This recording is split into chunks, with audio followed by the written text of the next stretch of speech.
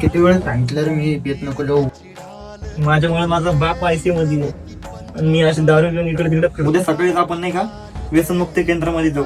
मला दारू सोडायची यार, अवघड आहे पण मी काही पण करून दारू सोडणार यार. माझ्यामुळे माझ्या घरच्याला ताण नको यार. आज कसं तरी माझं जीवन वाचलं. आज माझ्या जीवाला बरं वाईट झालं असतं ना तर माझ्या आईनं काय केलं असतं. तू ड्रिंक सोडण्याचा जो निर्णय घेतला तुझ्या आयुष्यात तो खूप चांगला निर्णय आहे. त्या निर्णयावर तू आयुष्यभर ठाम राहा.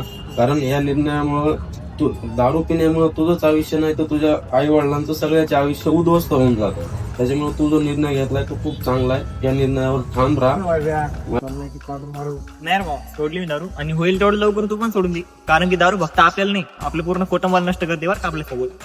अंमली पदार्थ फक्त आपल्याला एका क्षणाची मजा देतात पण ते ना आपल्याला व आपल्या कुटुंबाला आयुष्यभरच खातात.